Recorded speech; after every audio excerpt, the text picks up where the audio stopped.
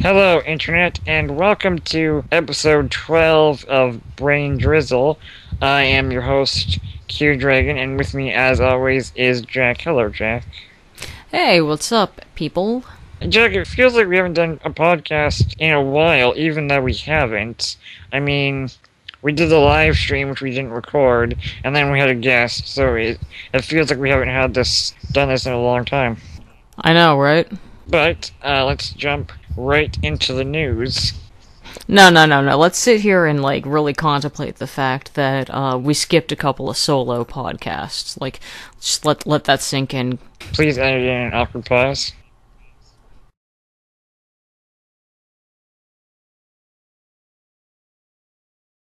You brought this on everyone.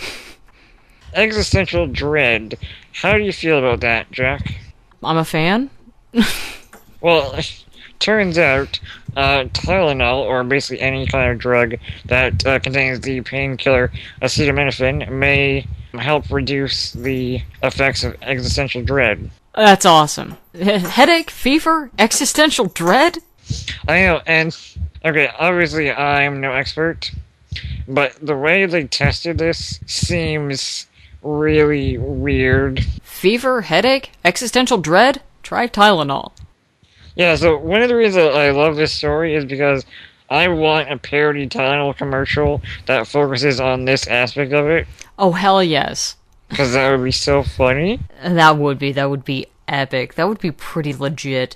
I don't know. Maybe I'll make that one. Yeah, so basically, here in a nutshell is how they did it. They did like a 4-group double-blind study. Half the people wrote about something innocuous. The other people wrote about what they wanted to happen to their body after they died.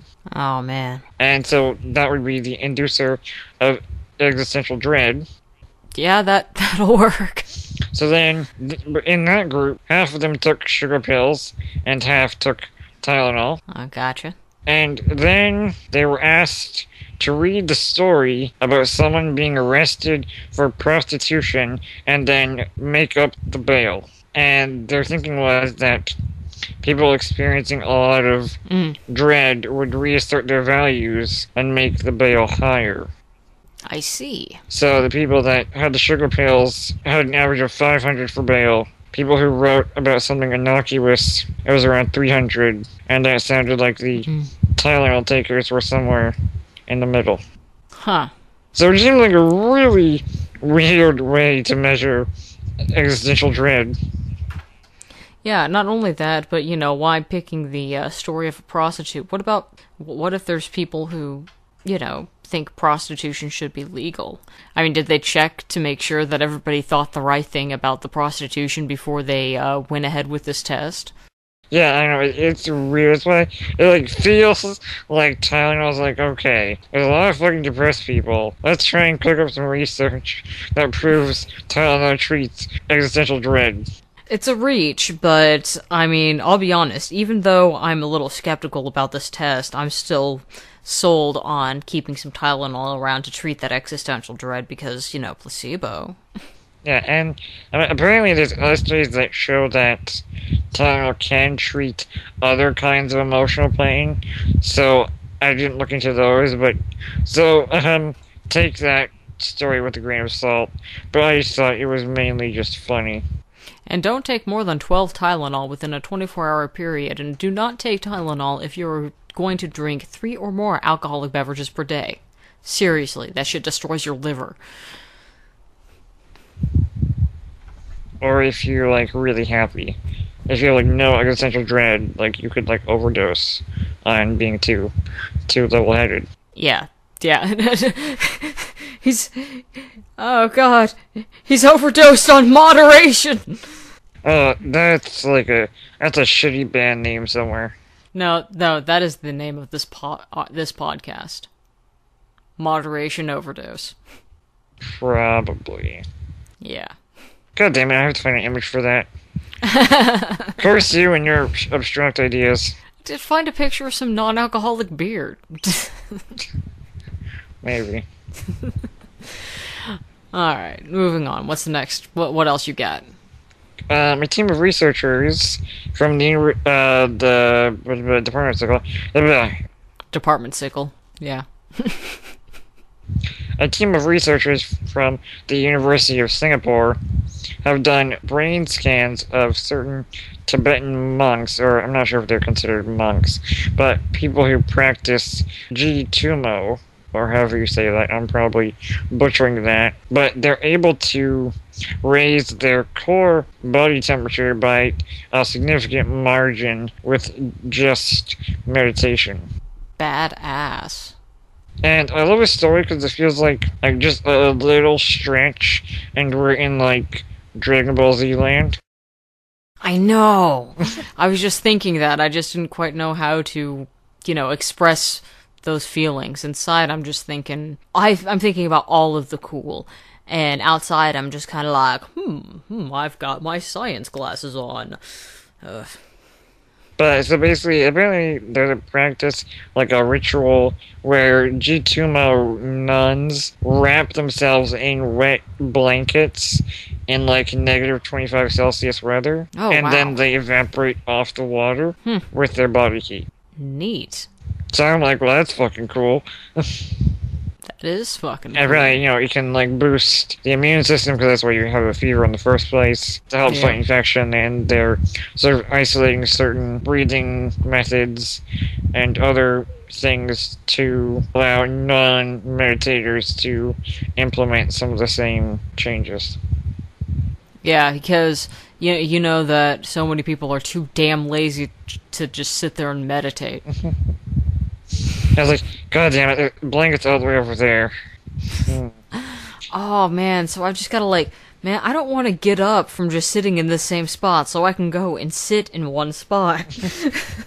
Like, imagine you're so lazy to get a blanket that you just meditate into a higher temperature because you're cold.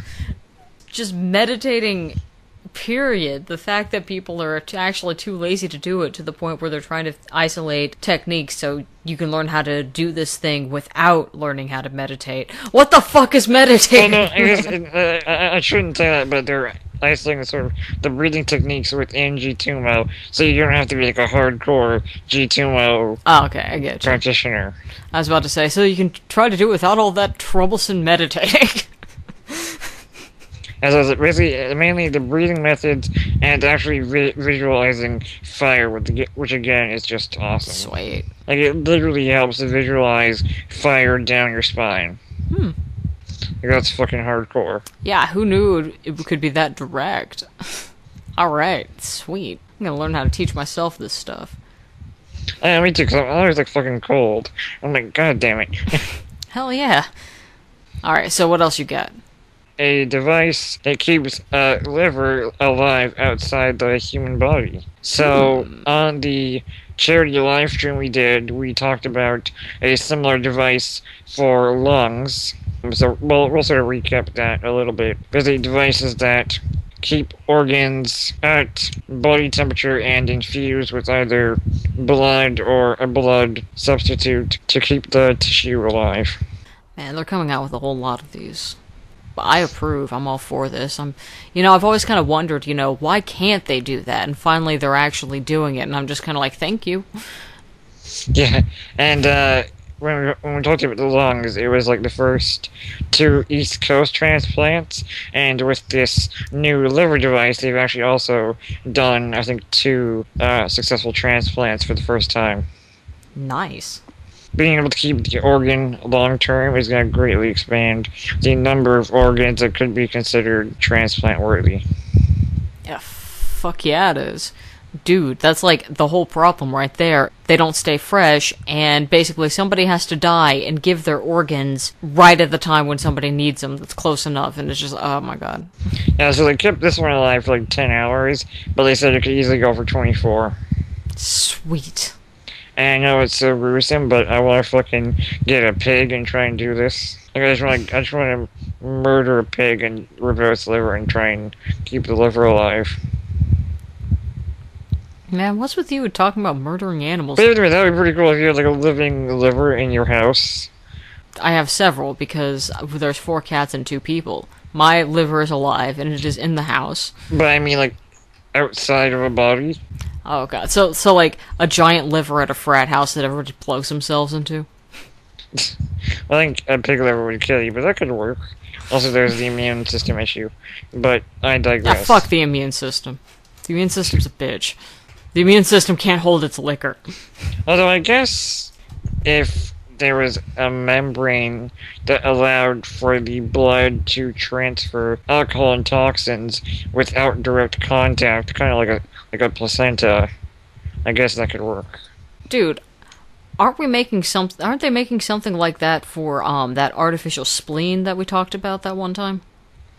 Not really. That was just sort of they just have magnetic beads that are engineered to latch onto pathogens, and then magnetic forces pull away the particles. Oh, okay, yeah. Then I must be thinking about something else that was like some kind of membrane that kept like the blood away from the thing, but still allowed particles to pass back and forth. Yeah, I'm sure we talked about something like that. probably. Oh, dude, all the science is blurring together. Yeah. But yeah, no, I just want to see. I wonder how easy it is to keep a liver alive outside the body. Yeah. Because imagine just having that in your house as like a decorative piece. Oh, so that's their liver? Why is it beating? Because all organs pulsate. Just to be fucking creepy. Seriously. Apparently the liver like produced bile on the system, Sweet. which is kind of fucking creepy. Bile is gross, but hey, awesome. Yeah, so I don't know. I just thought that was cool. And if we get arrested for some reason, you know why.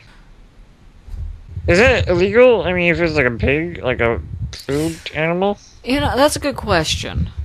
I don't like. I guess it, as long as you did so in a, I could eat the rest of the pig. yeah, as long as you did so in a humane fashion. I guess ripping out its liver isn't the best. Yeah, if you're having to remove the liver while the pig's alive, I think you might need some kind of permit for that. What kind of permit, Jack? I don't know. I'm not Canadian. In fact, this whole thing is creepy. I don't want to know. I'm never going to need this information. I go to the store for shit like that. For a liver? Yeah. Oh, I wonder, could you resuscitate a liver from a grocery store? Probably not. Yeah, Franken-science kid, man. Fuck Frankenstein. Island of Dr. Moreau is where it's at. Frankenstein's a pansy. Bleh. I felt bad for the Frankenstein monster. Well, I think that was the point. Yeah. Still, that would never work. Oh, yeah? Do you have an awesome segue here where you have, like, a story that says, electric shock proven to bring back the dead? No, but speaking of Frankensteins and zombies and the brain, holy shit, did I just blow your mind? Okay. Technology, RIP headphone users, technology, speaking of headphones... Nailed it. I know, right? Alright. Speaking of headphones. There are now commercially available EEG headsets, and I think it might have even been one I looked into for playing video games. But anyways, with that technology, it might be possible to have thought passwords. Ooh, so like the computer reads your mind before it lets you check your email? Pretty much. Maybe have the thing check you for sobriety before letting you send any emails.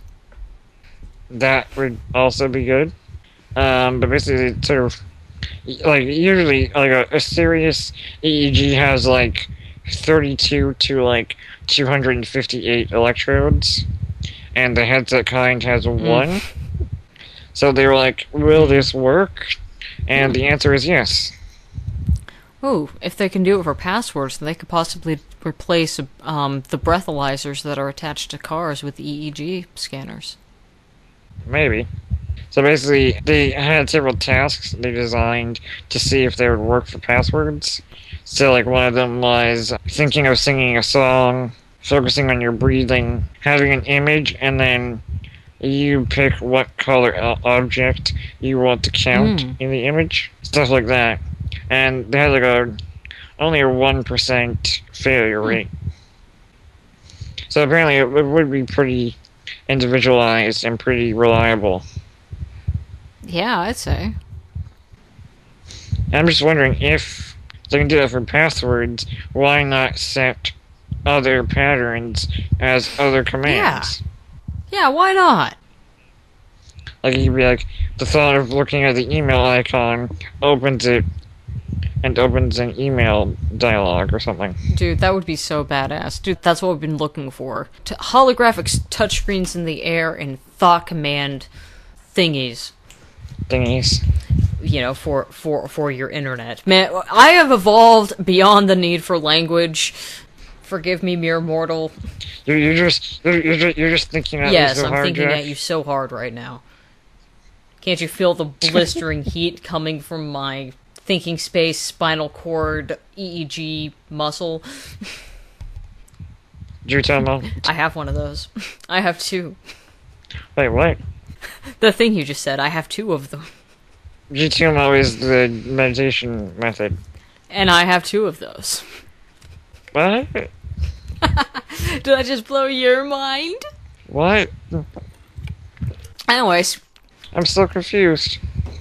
I'm just trying to make the numbers fall out of your head.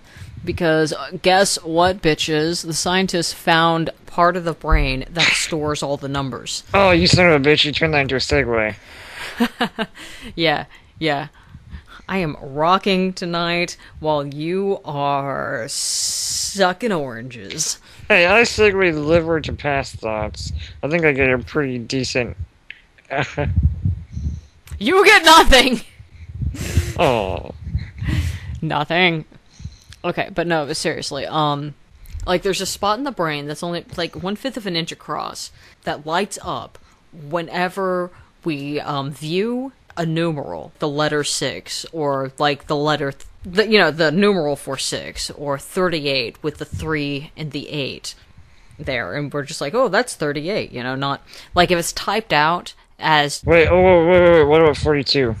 That one just, like, makes you, start at the beginning of the universe again.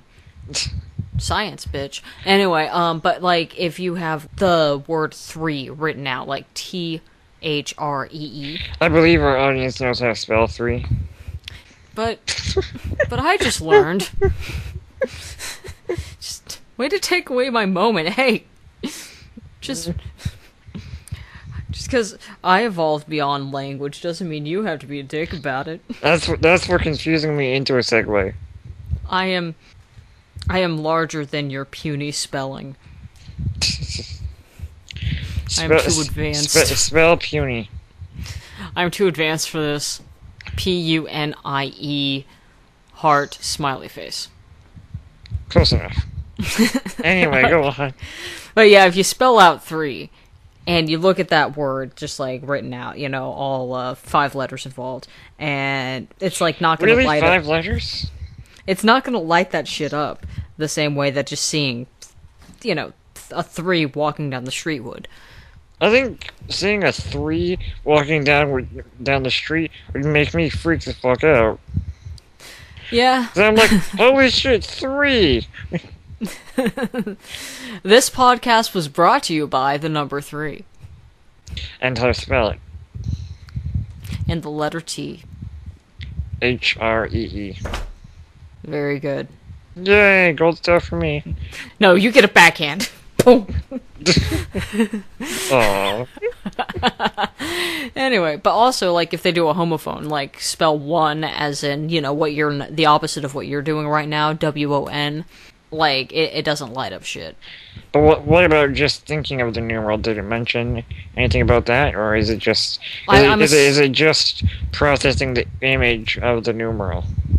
I don't know. It doesn't. I don't think it says.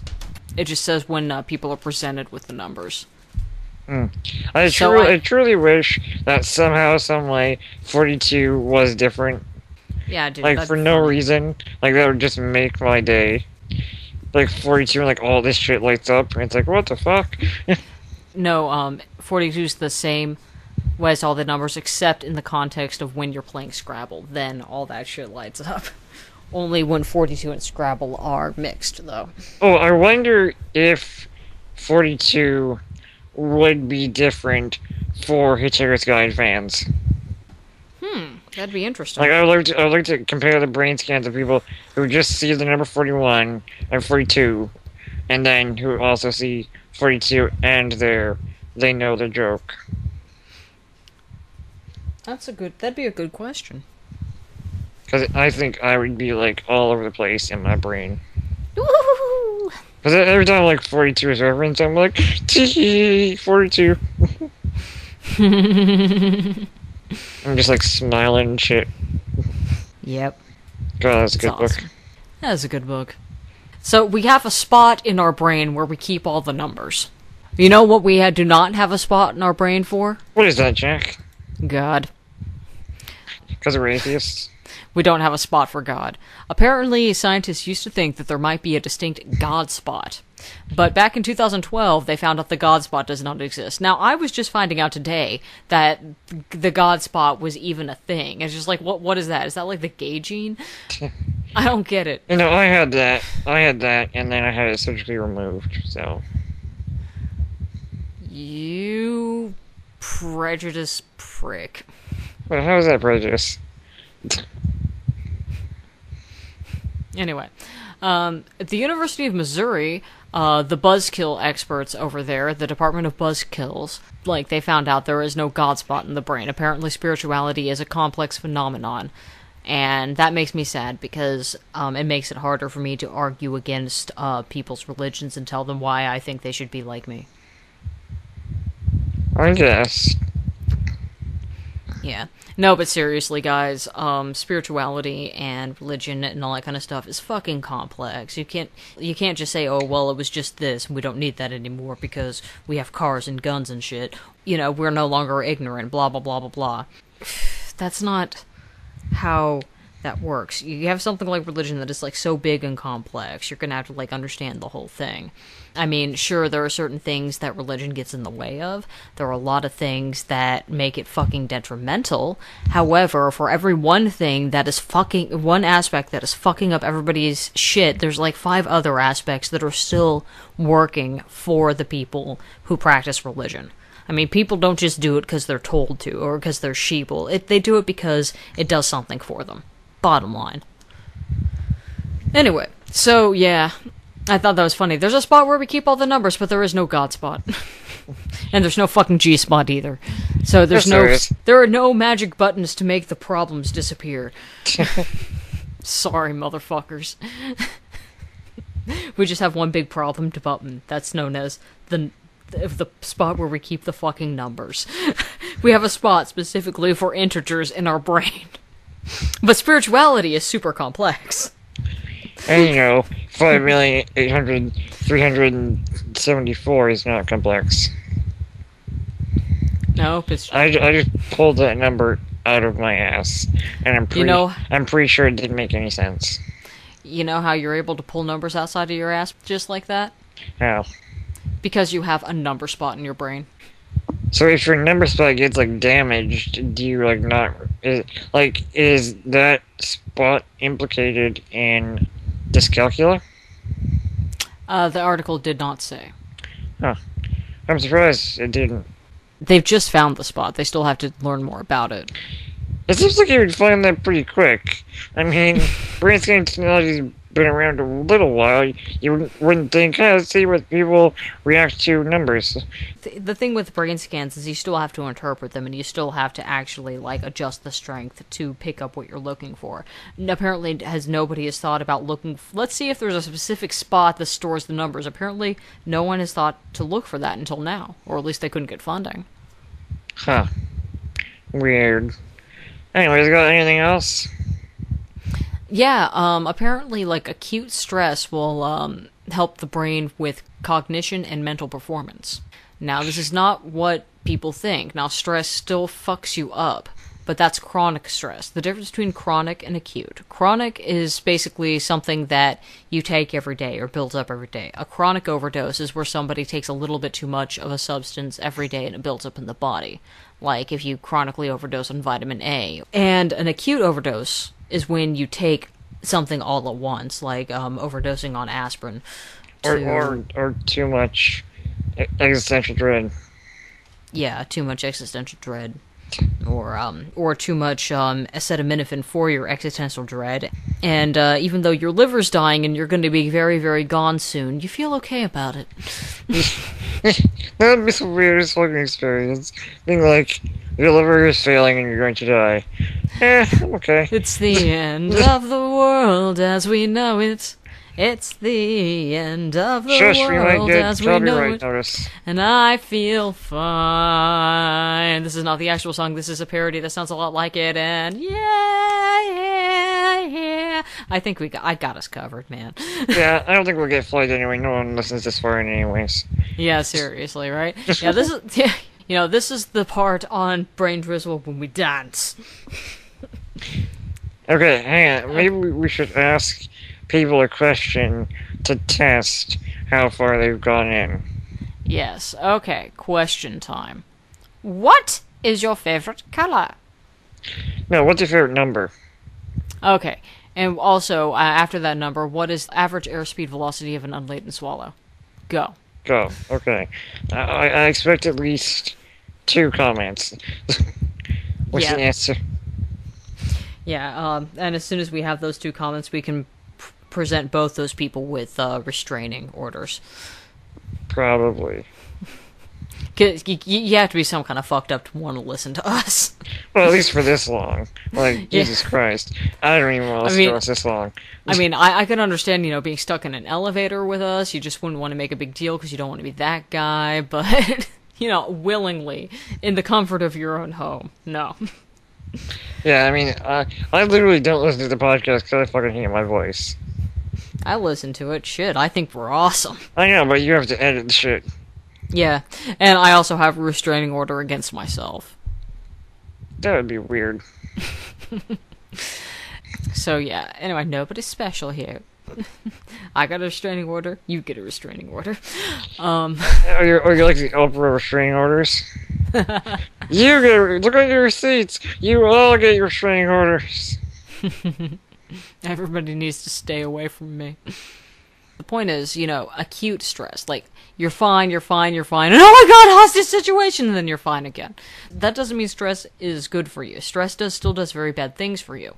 And acute stress doesn't even do jack shit for you that much, since they don't actually measure any benefits from it until 2 weeks later. Basically, the hormones tell, like, the brain cells to get going, and 2 weeks later, you see people with better memory and cognition because it takes 2 weeks for those brain cells to become full-on neurons. But now I wonder, if they've identified those hormones, could they inject those hormones in people with brain damage and then encourage long-term healing? Yeah, they could. Maybe. I don't know. I'm sure somebody's working on that right now. Probably. Also, kids, it's around exam time for some people, so get your exam date, then 2 weeks before it, get, like, in a really dangerous situation, like, go to Mexico or some shit, I don't know. Yeah, get a tattoo, get into a car wreck, like, go bungee jumping. And whatever you do, don't take Tylenol. Don't take Tylenol. And then, 2 weeks later, your brain will be all amazing, and then cram for your exam and ace it. Fuck yeah. And take the Tylenol before you go in. And then there's less existential dread. Yeah, and don't do anything where you might hit your head, because if you hit your head wrong, then all the numbers are going to fall out. Yeah. Mm-hmm. By the way, that's terrible advice. Do not follow it. At all. I am a medical doctor. I own a mansion and a yacht. Is that from something, or did you just make that up? You do not. You do not. What? Hey, you. It's from something, but I'm not going to tell you what. I don't really care. Anyways. Because that's my brain password. Yeah. I guess that'd be kind of the annoying thing about brain passwords, is that sometimes you need someone to log in for you or whatever. Yeah. But I guess you could have, man. like, a backup word password. Yeah. Yeah, it's just like, hey, could you log into my account so I can do this and this? Nope, sorry, brain password. Fuck you! God damn it, St. Jobs. I am surprised it took us this long to go off the rails. Yeah, we're getting slow in our own old age, or gasp, we're actually getting good at this podcast thing. I highly doubt that. No, come on now. I think we do some pretty good talking for individuals who have evolved beyond language. Well, you maybe. I'm just alone. You know what? I think this should be our last episode ever. Just because you said that. Don't we say that every episode? Yeah, but we mean it this time. Also, yeah, another test. If you freak out about it being the last episode, we know how far in you watched. And we also know that you never did until now. Hair flip.